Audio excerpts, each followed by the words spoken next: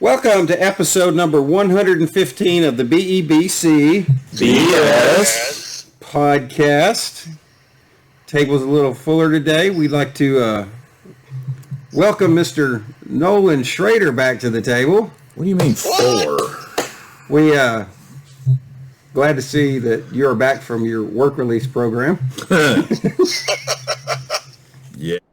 Oh, glad to be back. Last night was fun. Got a little wet, a little moist. I knew you were going to do that. Because he's traveling today is one Big Daddy Dog, James Adams. Hey, James. Hey. So, well, it makes it a lot easier, after a victory. So, are you saying you wouldn't call in if we lost? Well, I'm saying that I don't know that we'd lost. So that's a fair statement. We might have put it off a few days. Yeah, we've done that before. So, for those of you who know, Alan goes to South Lake last night. They have never lost a game. And have still never lost a game. Beats the Arlington Martin Warriors 36-33 in overtime. A thriller. Without Wager. Yeah, without Wager. But still the same crazy team that you got to be prepared for. Yeah. Exactly. Yep. Some philosophies have not changed over there. And it was. So who is their head coach, and where did he come from? That is is he a very good sub-varsity coach? That's not on the agenda. Your Eagles moved to, as Skeletor down there says, 2-0 in the playoffs. I don't think anybody, realistically, if we're being totally honest with each other, saw these guys winning 2 games in the playoffs. And it's not to doubt their abilities or anything, but just with this team, it was Jekyll and Hyde all year. You never know what you were going to get, and the turnovers and the plays just always seem to go against them in crucial times. So getting to the third round of the playoffs, what a bonus! Yeah. And just the adversity they've been through the last 2 games, losing Brady, and then hanging on to win that game last week, and then this week all the things that happened. It was just It just looked like they were just trying to find ways to, lose the game. Yeah. And they stayed with it. They played hard. They really stepped up, and it was amazing. It was absolutely amazing. Yeah, it was. That was the classic. Just we'll talk about this. Who wants it more? Who wants it a little bit more than the other guy? And it was clear when they were running that jumbo 7. They just wanted it. That's the perfect example of that. And they took it. So Cody's got coaching information. Chad Reeves played at Kansas and Texas A&M Commerce. 14th year at Martin. He was the offensive coordinator. Here's the fact you need, though. Married to wife Ryan and daughters Riley, R-Y-L-E-E, Ridley, R-Y-D-L-I-I, and Riker, R-Y-K-Y-R. Wow. Wow. A lot of R's in that family. A lot of Y's. Wow. So, yeah, it was, it's one of these games where we got a lot to talk about. There's so much to talk about in this particular one game. Things that happened, things that didn't happen, unexpected things that happened. Mm-hmm. Especially on the Allen side. Expected things that didn't happen. There you go. That's part of it too. And for once this year in a close game, the breaks seem to go Allen's way, and you can start with the missed field goal at the end of regulation. No kidding. Because the Martin kicker, He was pretty good. His name was Harry. Harry was his name. I got a kick out of that. Well, that was due to Lee calling that timeout. Yeah. Harry Davidson, so a generic British name, by the way. Isn't that a motorcycle company? It might. Wow. Hey, there's only one jokester on this podcast, buddy.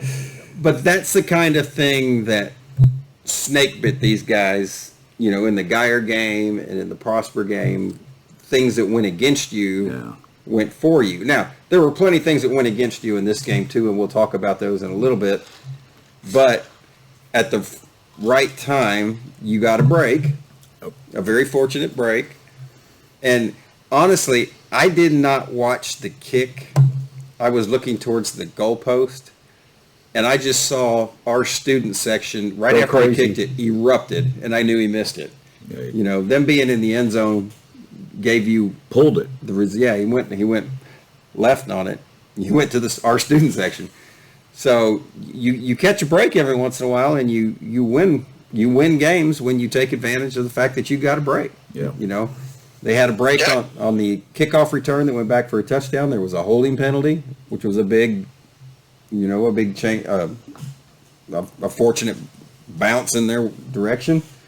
And again, there's so many of these that we can talk about, and we will after we talk to Coach here in a minute or two. But James, I know it's going to be a little difficult since you're not here to break in or whatever, but just your thoughts overall on the game. I'm sure he'll try. No, I'm letting you take center stage, my friend. Oh, so I get to ask the stupid questions. Yes, you're the designated stupid questioner. No, it's a very similar atmosphere. Well, actually kind of a morph, right, between when we played at the Cotton Bowl. It was that misty. It wasn't as cold as the Cotton Bowl game, but it was just kind of uncomfortable mist, and maybe it affected the kids a little bit. There were so many mistakes on both sides, and Coach was right when he was talking about, you can't overlook the pass with those guys, even though you've got all the stats, Mark. I'll let you kind of get into that, but just really surprised that they were actually able to make as much of their pass. Were able to. Half of them were probably, hoping a prayer, throw it up, but they ended up coming down with some spectacular fingertip catches, and came down to who wanted it more. Yeah, and we had talked before the game that they were, again, the quarterback that played for them last night was their starter at the beginning of the year that got hurt in the Lake Travis game. And he had just come back last week, and they didn't complete a pass last week, and I think they only threw two times, and they ran the ball. And so, theoretically speaking, it's one of the questions we have for Coach is, how do you prepare for, that team not having seen their starting quarterback back in the fold? And, what did you expect? You expected them to be run heavy because they've been run heavy all year. But yet they weren't. And then again, they tried. Actually, the running back threw some better balls than the quarterback threw. Yeah, well, and that was their backup quarterback. Yeah, he's the kid that had been playing quarterback. But yeah, they ended up at 50% on the night. Yeah. Kept getting hurt and coming back. Boy, that kid was shifty when he was running. That's for sure. Sorry. No, that's fine. A 50% completion rate on their passes, but they were caught at the right time, and they were critical catches. So it was interesting, and we're going to ask the question: how did you game plan for them, not knowing what to expect? Now we're going to ask the question: why are you hugging the other coach? Oh, that too. I don't know if y'all saw that. Beginning of overtime, the coaches went out there, and Lee gave that dude a big old hug. I'm like, oh no, you didn't. I got all upset. Lee. Their third marriage removed. Arkansas? Third marriage removed. Wow. I don't know. It's just like, no. Well, the coaching is a fraternity in Texas, and there's so many different connections that, different. When you talk to any of them in any depth, all of a sudden you see all the intertwinings and the connections. It's kind of pretty cool, but yeah, be careful what Jimbo you say Fisher to one, knows because about they'll it probably real well. be good friends with the other one. Sounds like coach speak. Yeah. Well, especially when you're the president of the Coaches Association or, past president, you know a lot of them. And he's probably known this guy forever. But anyhow, they hugged, and I was upset. But I got over it. Jealous. Yeah,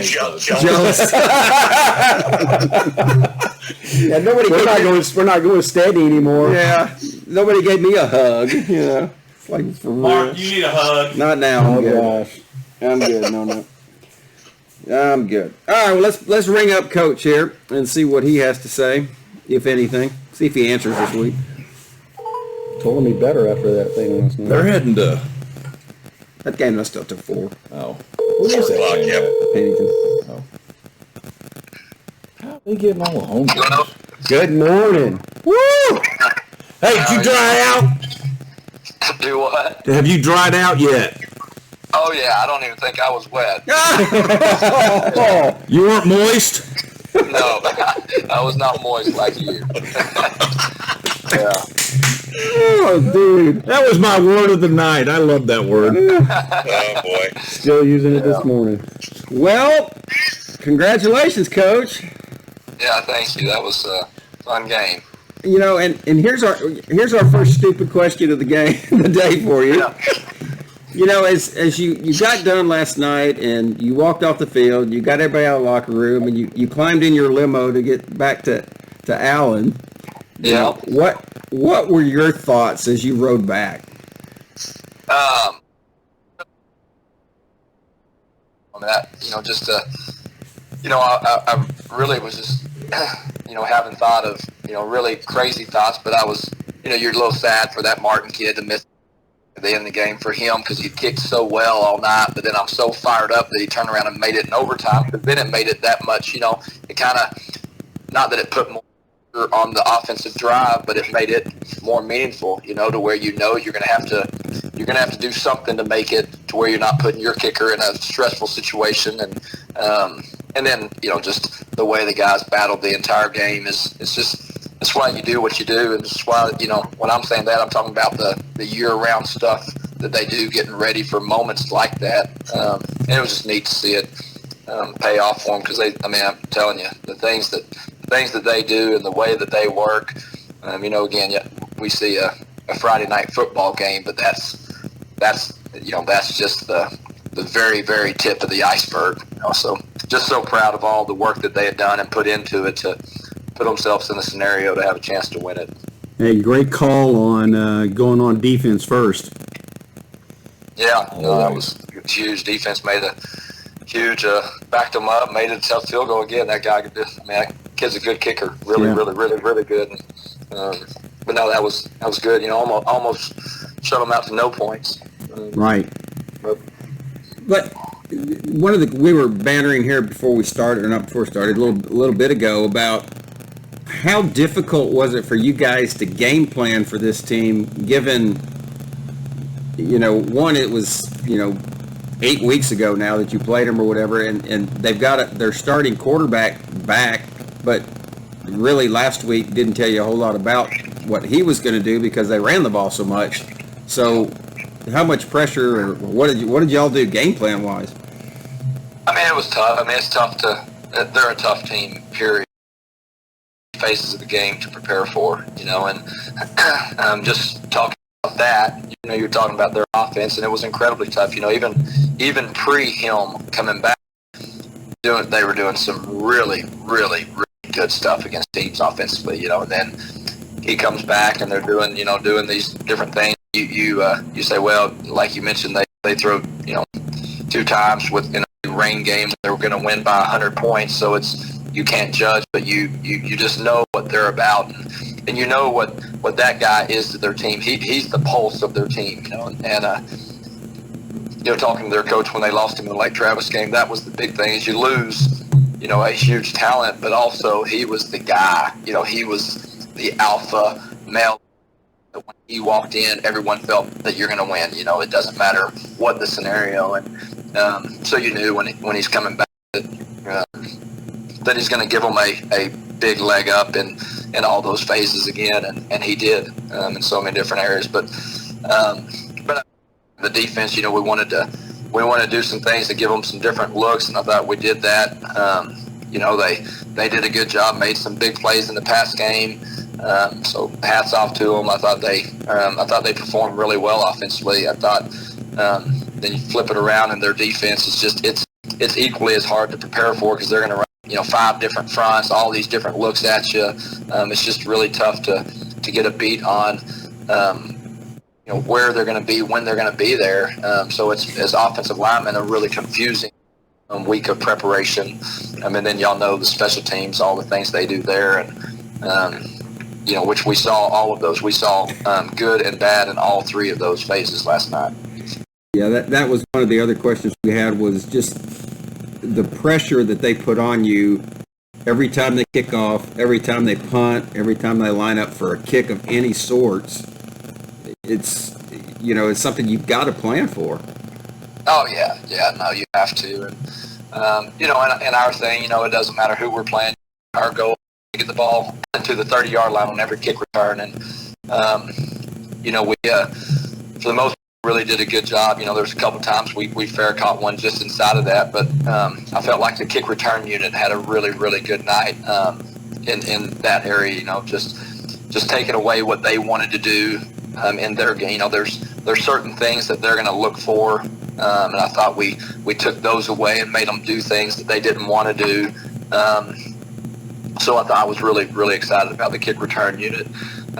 Kickoff unit, they popped run, had a big block in the back that Mitchell knew would have made a tackle on it. It's right there, and it was an easy call to make. But outside of that, I thought the kickoff team did really well, and they were scheming and doing some stuff based on who we are, and we made an adjustment that ended up being really big on our last couple of kicks for us.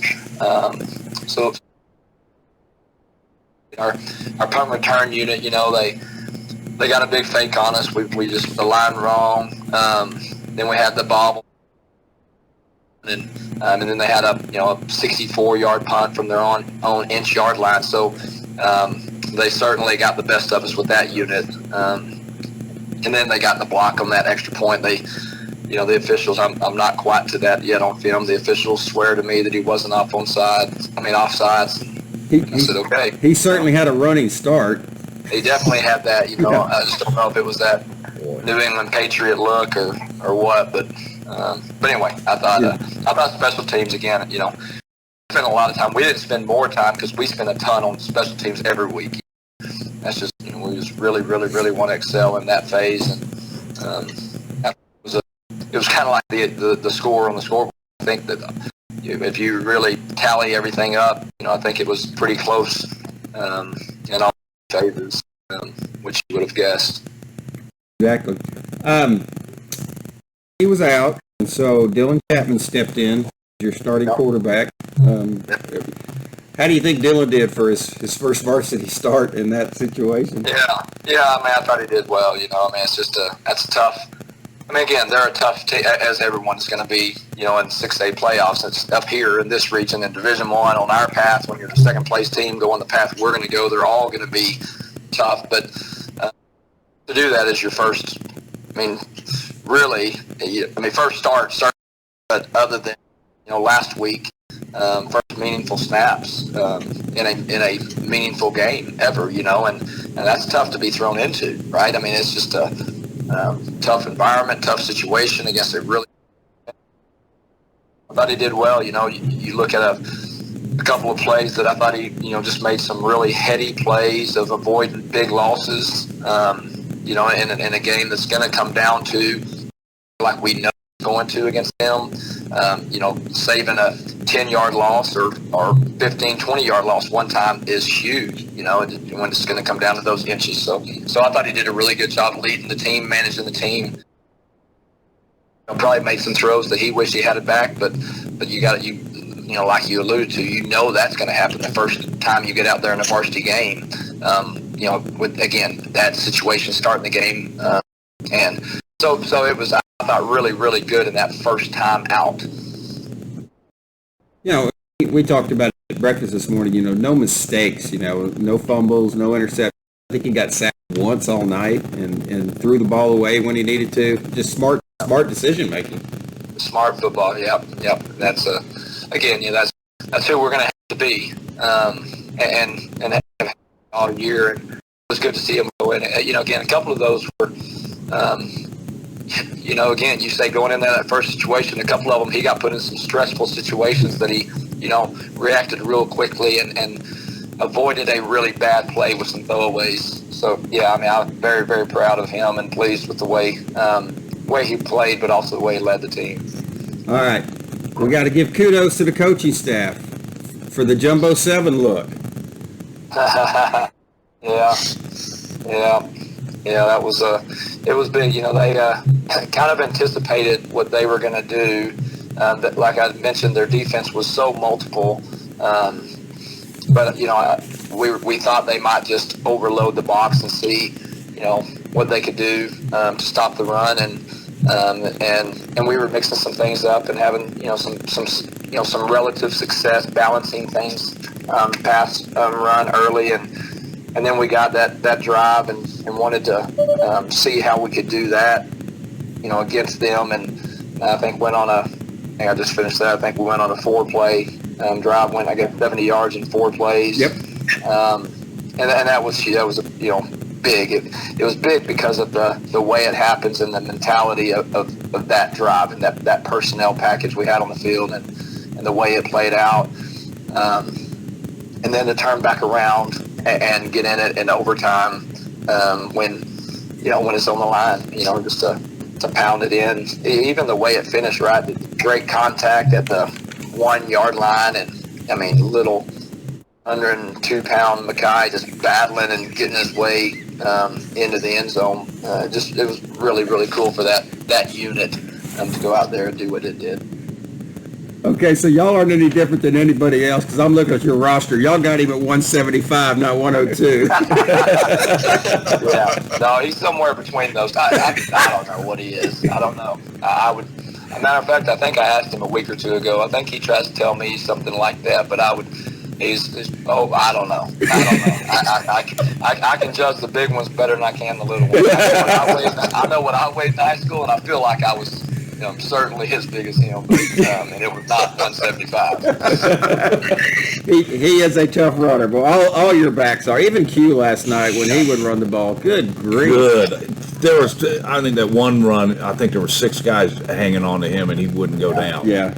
Yeah, so awesome. I mean, if you guys were around him every day, you know, you would just be so proud of that game. Just the way that he works. I mean, you ask anybody in our program, you know, tell me somebody that works harder than Q, and they can't even fake a name. I mean, just can't even fake one. And it's not. It'll be this morning when they show up here in a second. It'll be middle of the summer. It doesn't matter when it is. He's that same guy, same for his teammates, and he's so selfless. You know, you can go and we might not get a ball near him, and he's the best blocking receiver, and just whatever he's called on to do, you just feel really, really good about him doing it because of the kid that he is. Yeah, he was a great kid. Okay, I know you're scouting today. You've got Trinity and Midland Legacy. Yep. That's over at Pennington, right? It is. Yeah. So, any thoughts on that game going in? None at all. I've heard that Midland Legacy, you know, has a big time quarterback and wings it around and does a really. I'm just guessing that Trinity is different than that, just because Trinity is. That's Trinity. a pretty good guess, Coach. Yeah. But I don't Flip know. the coin on that one. Yeah, you know, I know they, you know, obviously, you know, have a coaching change, and I don't really remember Trinity, so I'm just assuming that they've always done what they're going to do, and so you got 2 different styles, but what you hear on both, you know, what we know on Trinity is the same thing you hear on Midland Legacy, is just how physical both teams pride themselves on being. So it's an incredibly physical game. It sounds like 2 different styles of their physicality. So I don't know. I mean, I don't think it's going to be 21-14. You know, I think it's going to be quite a few points on the board, but we'll see. Hey, Coach, I think we know if Trinity wins because of a home and home, we play at Pennington next week, correct? That is correct. If Midland Legacy wins, what's the status on that one? We don't know. You know, they at this time they're wanting to do a home and home flip. He really wants. He tries to get everybody to have to come out there just because it's such a long drive, and when you're out there, you have to drive a lot. So to them, it's no skin off their back if they lose the flip. You know, which they did against Trinity, right? And And I think they would even go further than that to say, who cares if we lose it? Because now we know the next year you got to come here, or next time you got to come here. So, Right. Anyway, I certainly hope it doesn't come to that. To me, I always look at it at a different angle. That I think that as coaches, we have an obligation to try to do what's best for our team, but also to do what's best for our parents and fan base. And I mean, it just doesn't make any sense in the world to me to go that scenario. Because Right. if you have to play either side, and he would tell you our people are going to travel, and yeah, they're going to travel. The ones that love their kids and love being out there, they're going to travel, but you're causing them to be on the road that much longer, causing more money out of their pockets. It just doesn't make sense to me. But that's why every coach has their say, and that's why you have to flip things off and see how it works. Win that flip. Yeah. Win that flip. Do you know Friday or Saturday yet, Coach? We do not know. Okay. No. Okay. I got a trick quarter you can have. Yeah, I need it. All right. Well, let us know when you find out, and I know you will. Yeah. Okay. Last week you went 4-0 in your picks, Coach. Man. Look all at right. you. I'm not going to tell you your season record, but you're trending up, which is great. You're doing better than ESPN. Yeah. Yeah. So we're proud of you. Ever since we went to this 4-game format, you're 6-2, so you're doing well. Nice. All right, this week there's not that really many games you go, okay, this is really going to be a great game or whatever, but there are some important games. Yep. Okay, Kansas State is at Kansas. Yeah. Tie. I'm going to go with Kansas State just because I don't know about again, I told you I don't follow enough stuff to know, but I don't know the quarterback situation at Kansas right now. So Yep. if that guy is still out, then I would go Kansas State. Okay. North Carolina's at Clemson, and their Dabo's been in the news a lot about getting a little bristly about the performance of his team, and he's got a chance to beat North Carolina today. Yep. Yeah. And I saw Mac Brown talking about, I guess he might come back for another year, which is really cool for college football, in my opinion. But I think that, I'm just going to go back to that thing you said. Yeah, I think that Clemson is probably the more talented team, minus is North Carolina's quarterback hurt, or is he? No, he's playing. Yeah, Dre's playing. Yeah. So I'm flipping my switch then, because I know that I haven't seen him play it down in my life, but I know that he is a pretty big prospect. So I'm going to go with them and Mac Brown. All right. Again, we go back to this team every week just waiting for them to lose because they play with fire. Washington is at Oregon State. Yeah. One-loss Oregon State, believe it or not. Yeah. Yeah. And I think Washington is probably a lot better football team, primarily because that quarterback is such a playmaker. And I think I'm just going to have to ride them out again. I would not, if I was a Washington fan, I'd be really, really, really worried about this game. Just because, again, I think the pressure is probably starting to be a real thing, and do you start getting a little bit tighter on some plays? But that quarterback, the little bit I've seen him, he seems smooth as silk. So I'll take him. All right. And then the biggest game in the Big 12 today, Texas is going at Iowa State. Yeah, I'll take Texas. Yeah. Boy, you went on a limb on that one. Yeah, big time. That's just it's a den of horrors for them up there, so we'll see what happens tonight. Yeah. James, did you have anything for James is on the phone, Coach. He's not with us this morning, so James, do you have anything for Coach? Yeah. Hey, Coach, I just want to say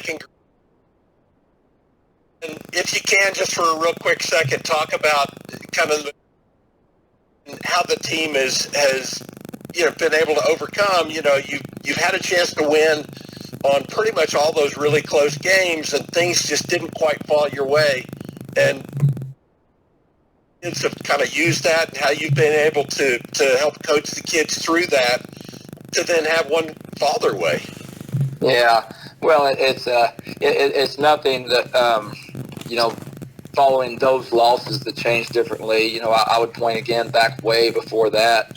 going back to January, February, and the things that they did, and the situations that we try to put them in daily to create adversity and see how they're going to respond. And what I would say is just that, they were in all those games and situations, much like last night where we're down, and it's just a situation that we hope that we've created to where there's not ever going to be a situation of panic. It's always going to be a situation of belief, so when you get in those things and maybe things aren't going your way, or you're running into an opponent that maybe is playing better than you, or the ball is bouncing the wrong way, whatever it is, it's just you hope that you have a program that you've built, and it's not a week.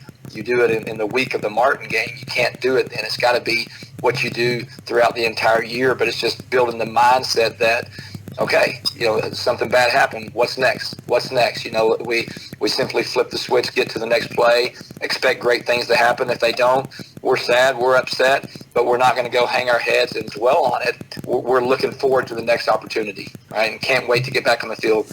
You kick an onside and you recover it, great. Kick the next one to me again. I can't wait for you to kick it to me again. You score a touchdown pass against me, great. Throw it again, same play, whatever you want to throw it my way again. I miss a block, coach, run behind me again. It's whatever it is, just that mentality of it's okay to mess up. It's okay. We don't want to. We certainly aren't excited when it happens, but it's okay. It's part of life, and it's knowing that you're not going to be judged on that play. You're going to be judged on how you respond to that play and play the next one. And again, that's an off-season thing. That's a play against North Crowley thing. That's a lose a game to Geyer thing, and then that's a win a game against Arlington Martin deal. So you just hope it's an everyday mentality that you've created. Well, we love seeing it, Coach, and really appreciate you helping the kids through all that stuff, leadership. So thank you. Well, thank you guys again. Just appreciate y'all again, not just for who y'all are and what y'all mean to this community and this football program and these kids, but sincerely, who y'all are and how y'all have always treated me. I consider y'all friends, and very, very thankful for you guys. Hey, likewise, Coach. Thank you. And our great questions. Yeah. And your great questions always. Tolerance is the key, Coach. Yeah, Coach, we want to have a good week of practice, have a super Thanksgiving, and we got a lot to be thankful for. And one of it is that we're playing again next week, and we look forward to being wherever we are. That's right. Well, happy Thanksgiving to you guys. Happy Thanksgiving, Coach. Yep. All right, have a good day. Y'all too. Thank you. Bye-bye. There he goes, Coach Wig. Whose battery dying? That's somewhere. That's James. No. That's me about to run into the car in front of me. No. Why do they have stoplights on highways in Oklahoma? Because it's called a speed trap. Yeah, there you go. Yeah, that'll take a while. Waze is a big friend when you're driving through Oklahoma. Oh yeah. We pardon me, but we skipped our initial 115th game in the history of Allen Eagle football, This is going to be. We weren't going to remind you. Kreskin. This is the amazing Kreskin, and now the last question. Yeah. It's like, everybody claps. Yeah, exactly. Sealed in a mayonnaise jar. Back to 1971, Allen goes into the game at 1-4-3. It's been a rough year. They play Royce City. Wow. And they turn around and lose 48-16. Ouch. Oh, I'm sorry. They won that game 48-16. Whoa. They are now 2-4-3 on the year. Oh my God. 2-1-1 in district. Inching back to 500. They had to take the stagecoach all the way over. They get rid of some of those ties they could win, but they beat Royce City. The 115th win in the history of Allen Eagle football occurred this is interesting, the last game of the season in 1981. Remember, they're 7-1-1 going into the game. They play Quinlan Ford, and they beat Quinlan Ford 47-0. But because of their one loss to Wiley, you got to remember this is 1981. Only the district winner made the playoffs. They did not make the playoffs that year with an 8-1-1 record. Wow. So, Parity didn't come into Texas high school football. So we get to go to 1982 next time, huh? We did go to 1982. Catching up. And you remember we had talked a couple of weeks ago how they only gave up 49 points all year that year. Wow. 4.9 a game. That's incredible. That's crazy. So there you have it. History of Allen Eagle football. This game was close. And again, you look at the stats and you think, why was it close? Yeah, you were never worried, right? Man, these games are killing me. I mean, you do look at the stats and you sit there and Allen is practically almost double, total offense compared to what Arlington Martin was doing. But like you said, there was no, and I joked with Coach last night after the game. I was like, oh, can you make this? Can we decide the outcome of this game a little earlier than what we did last Three night? big plays, I think it was. Yeah. And you're right. It was probably 3 plays that made the big difference in this whole entire game. It was, and we'll talk about them. And to go back, if you think about it, 4 of the last 5 games Allen has played have been decided by a touchdown or less. You go back to starting with Denton Geyer, it was a 6-point game, a 1-point game at Prosper. They blew out Little Elm. You had a 1-point game against Louisville, and you had a 3-point game here. Hey, it's trending in the right direction. Yeah. Who doesn't blow out Little Elm, by the way?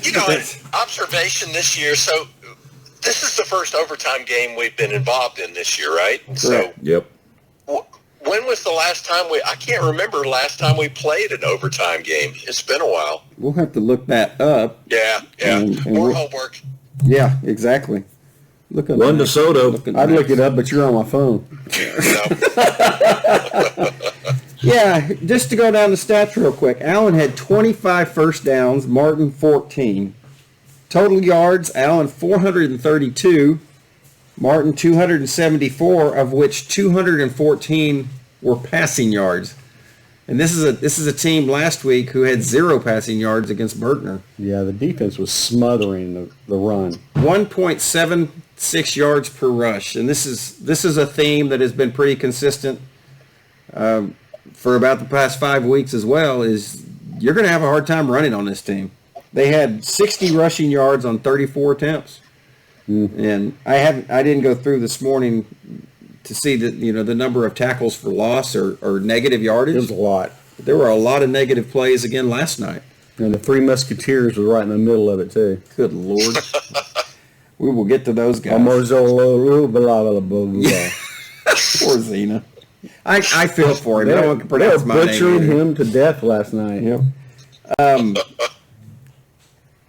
I just went totally blank. Chapman was 13 of 28 for 142 yards. Again, not less than 50%, but as we mentioned with Coach, smart play.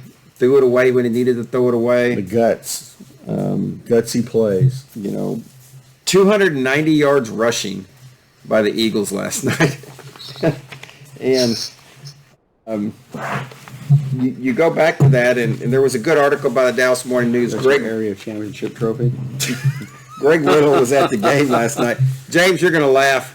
Yeah. Nolan just brought my bowling pin trophy and stuck it over here by the front. For those of you that don't know, James is on his way to Tulsa to participate in a bowling tournament. So. We now know what's more important than the podcast. Oh, don't even go there. Yeah, not a plain OS game. Mine's honeydews. There you go. Mekhi Ellis had 15 yards rushing at halftime. He ends up with 145. Yeah. Yes, he did. Workhorse. Quentin House Hammonds, 94 yards, running out with a Wildcat. Tough running. No. Tough running Love by that Q guy. last night. 9 carries. He averaged over 10 he yards. set the tone. He set the tone for the other kids. He fired him up. Mackay and they've always ran hard, but there was the extra fire. Last night was some of the hardest running I'd seen. That was Yep. It lifted everybody up, that's for sure. You go back to the rushing stats for Martin. Their quarterback, Tristan Biddle, who came back, 17 rushes, minus 19 yards. A couple of quarterback sacks in there. But Brooks Brigance, who was the quarterback most of the year, was the quarterback when we played them first game, had 12 carries for 36 yards. So He was elusive. He was, but 3 yards of carry, it's a nap. You got to be happy with that. Yeah. Dalen Cobb was their other running back, and he had 5 carries for 43 yards. He had one long run, though, and everything else was short. So from a statistical perspective, you'd say, Allen won this game by what, 20? Yeah. But Absolutely. you go back to the big plays, and as you run through it, Allen gets the ball first.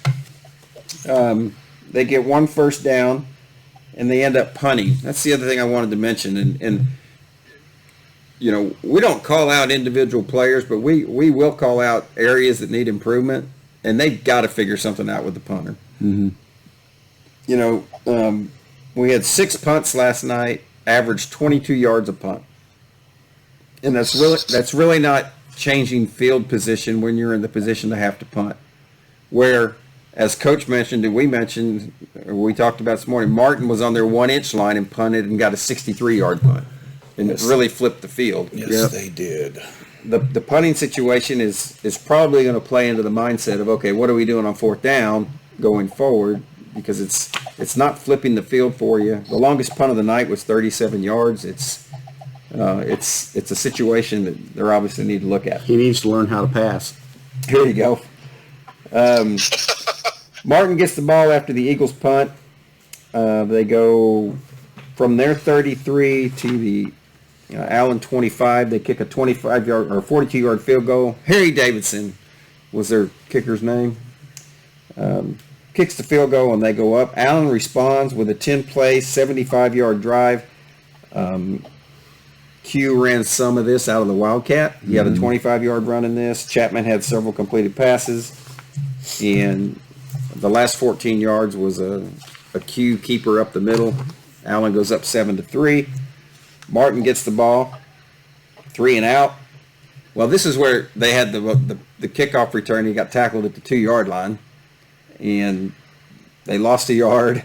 And then they got nothing. And then they had an incomplete pass, which was almost a safety or a fumble, but I guess his arm was going forward. And then they got the 63-yard punt. Allen goes for it on 4th down on their next possession and do not get it from the Martin 40. Martin gets the ball back and punts. Allen gets the ball back and punts. And then one of the fantastic catches you'll ever see for Martin on the next series, it's a 50-yard touchdown pass. Just a fingertip delight, man. Yeah, that was crazy. He batted it a couple times and caught it and fell into the end zone, and Martin goes up 10-7. Allen gets the ball. They end up punting. They punt to the Warrior 40. Martin actually drives down the field, and they have another touchdown pass to the same kid, Logan Barish, for 32 yards after a 50-yarder, and it's 17-10 with 2:14 left in the first half, and you're going, 17-7, and you're going, okay, guys, you've got to do something before halftime here. And they put together start at their own 25. I'm sorry, they actually have to punt. And so they punt, Martin gets the ball, and they end up going backwards, and so they punted to Allen. Allen gets it on their own 29 with 1:59 left because Martin threw 3 passes. They had a penalty. They rushed for -1. They were penalized again, and then they ended up. So Allen gets the ball back, and they have to do something before half, and they actually go back. Excuse me, something in my eye there. They start at their own 29-yard line. They drive down the field. They get close to the end zone. And they have a pretty significant 5-yard penalty for a false start, which really hurt them because they got into the 12. So they got the ball at the 17-yard line with like 10 seconds left. That happened way too much. Yeah, they got 2 passes in there, and they didn't get anywhere, and so they kicked a field goal. So they're down 17-10 at half, and you feel a little better because they were able to drive the field where they hadn't done that since the first drive of the game. Martin gets the ball. They come out, defense, 3 and out. this is where they have their first bad punt of the night, and we get the ball on their 36-yard line. And Steve DeWitt's sitting behind us, and he goes, they just need to matriculate down the field and score here. And so they hand the ball off to Mackay, and he goes 36 yards for a touchdown on the first play. He matriculated all right. He matriculated one play. So it was pretty funny. That was the left. On the left. Yeah. Yep. So it's 17-17. You're feeling pretty good. Your defense just stopped them. Martin gets the ball. They punt. And when they do, tragedy strikes on the back end. Yeah. Q goes to field it. He doesn't muff it because it's rolling on the ground, but he does touch it. And Trinity. Whew, I'm already ahead of myself. Look at that. Watch your tongue there. Martin falls out on the 12-yard line. They take one play. They score. They're up 24-17. And like, oh boy. They actually pushed him from behind when he was trying to go over that ball. I don't know if anybody knows, but it was a big. Well, it's pretty much it's a free for all then. Once not pushing in the back is not a free for all. Going for a ball. Well, with those refs, just about everything was a free for all. Yeah, you can start 2.5 seconds before the play. Hey, So Allen gets the kickoff. They start from their own 37. Chap to Moose for 29 yards on first down. He goes to Caleb for 4. Mackay rushes for 7 for a first down. We get another first down on a second down pass from Chap to Q. We're down to the 13. Kavion gets 2 yards. Kavion gets 8 yards down to the 3. He gets a first down, and on first down he rushes for 1. Excuse me. And then Thunder. Do we have a hot dog? Yeah. Amir McDowell comes in and rushes the final 2 yards for a touchdown. And we're tied again. It's the end of the third quarter. Starting the fourth quarter, Martin drives down the field, kicks a field goal. Well, and this is where the extra point was blocked.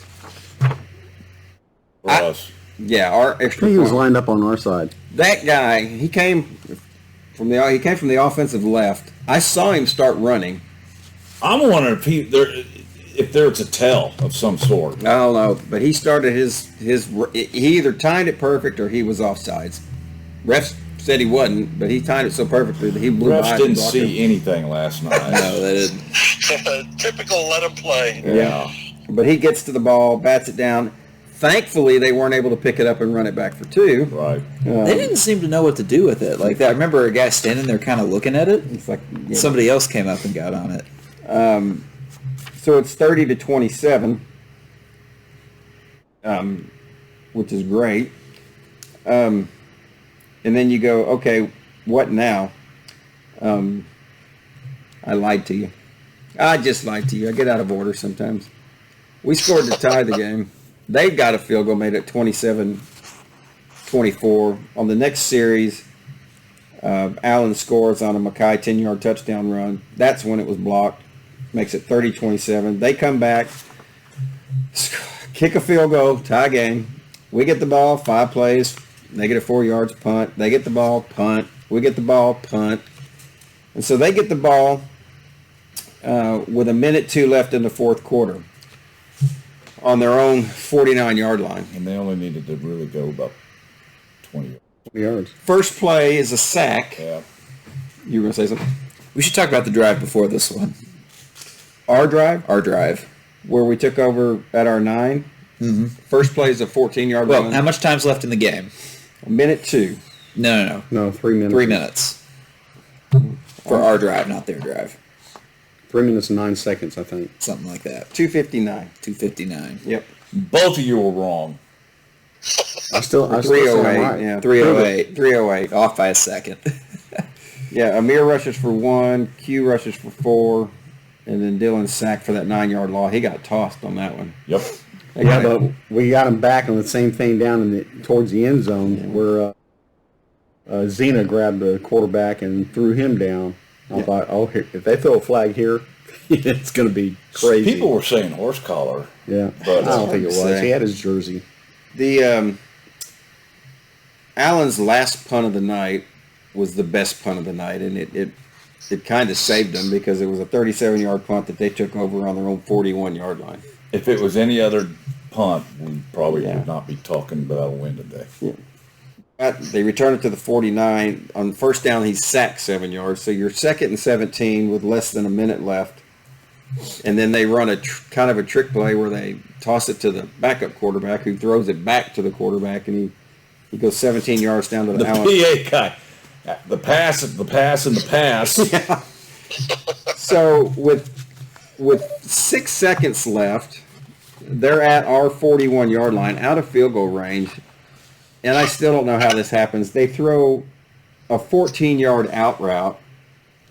Oh, I know exactly how it happens. He's playing 10 yards off of them, just like Well, I'm talking about the clock. Because with you 1 had second 6 left? seconds Yeah. to do that.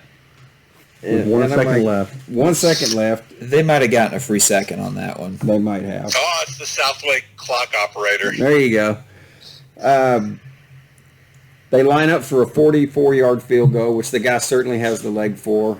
And by golly, the wind gods blew it to the left. After the timeout. Yeah, Wig called a timeout. And And then he shankapotamoosed it. and again, I was just looking at the student section and seeing those guys erupt. I mean, right when that ball was kicked, they knew they were cheering that he had just hooked the crud out of that ball. I wonder Which if he did. the hold was messed up because he was so automatic the rest of the game. Yeah, it might have been. Or he just might have felt the pressure. Sometimes that happens. So Allen wins the toss in overtime. Martin gets the ball. They rush for 3. They have an incomplete pass. They lose 5 yards, and then Harry Davidson comes in and kicks a 44-yard field goal. You're down by 3. You know what you have to do to win. You know what field goal ties it. And rushes. They bring out Jumbo 7 package with Q at quarterback. We weren't going for a field goal. No. Mackay rushes for 4. Q rushes for 10 down to the 11. Mackay rushes for 4 to the 7.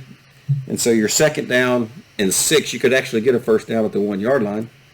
Mackay takes it, breaks a couple tackles, gets to the goal or 1-yard line, gets hit. Forces his way in. And that sideline and that student section, for those of you who haven't And seen the the crowd video, erupts. Looked like a national championship game. It was awesome to watch that celebration for this team who just finds a way. You know, you Fun lost for them. 2 heartbreakers in the regular season, but you've won 2 heartbreakers for the other team in the playoffs. And you know what? That's when it matters. You know, it's if you win, like we talked to Coach last week, if you win by 1 or you win by 100, it doesn't matter. You win.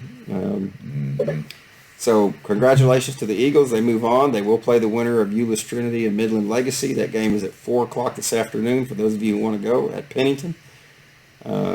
We'll either play at Pennington or a site to be determined on a date to be determined, either Friday or Saturday next week. So clear your schedules, folks. This train has left the station. And, you know, there's a good chance that you get another shot at Prosper if Prosper can get there. Prosper won last night, beat a good Lake Highlands team, but now they got North Crowley, who's undefeated. Lake Highlands played McKinney. No, Highland Park. Highland Park. Never mind. Yeah. So Prosper did win. McKinney screwed the pooch and got beaten on the last-second field goal at Highland Park, 22-21. So they are out. As I said, Prosper will play North Crowley next week. Allen will play the winner of the game today. And then the winners of those games will face up for the region championship. So there's an opportunity to play Prosper again. There's an opportunity to play North Crowley. And I'd love to do the Prosper thing again. it'd be fun either way, you know, just to be back Like in. you said at the beginning, it's a bonus. You It know, is. being able to go for 3 rounds, you know, when we didn't have necessarily expectations of 2, much less 1. It's a great ride, and thanks to the kids and the coaches. Been awesome. It's been awesome. So whatever we get from here on in is bonus. You know, you're playing football on Thanksgiving weekend, and that's just fantastic for these guys and for the coaches, and you know, just to see the excitement on the coaches' faces. If y'all could have talked to Wig was so excited last night after the game. It's about the most emotion I've seen. He was just so happy. You know, and it was really cool to see. Obviously, the kids were jacked, but good for the community and good for that whole group. So, anybody have anything else? We talk about Seems the complaining on Allen Eagle Nation has ceased. Well, that winning cures a lot of things, you know. It shuts. What a people. concept! Well, because what's to complain about? Because now, if you start complaining about stuff within a winning formula, then you're really you're just being stupid. You're just greedy. Yeah. The refs, you know, you think as you go later in the playoffs, more crews are available, the better crews. Yeah. We haven't seen it yet. Well, last week wasn't bad against Louisville. We need one of you guys to raise your hand because somebody said, well, at least their shirts were tucked in. Who's that was me. That was Cody. Way to go, Cody. That was a good thing. It's amazing the things they miss because if we can see it from this, and I'm talking stuff like false starts, you know, there's just so many things that you can see, and you're like, there's 7 of you out there. And none of y'all are watching the game. Yeah, and you're a lot closer than we are. You know. Well, what's the line of letting them play versus calling things that are blatant? Yeah. I mean, where is that line? They don't know where it is. That's for sure. No, clearly. It's obviously very blurred these days.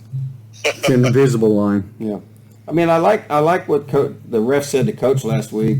You know, if you won't even know we're here if it's a good game, you know, and they kind of let them play. But there was some stuff last week that you're like, you know, the punch or the whatever that was, maybe not punch, the shove to the face mask, well after the things like that, you can't just let go. So I don't know what you do, and I don't know where, you know, the line is on that, but it hasn't cost us yet, but let's hope it doesn't. It definitely cost us in the Geyer game. Well, in the playoffs, yeah. Yeah, in the playoffs. But you hate to be at this point in the year having to think about the refs. And dealing with that. Yeah.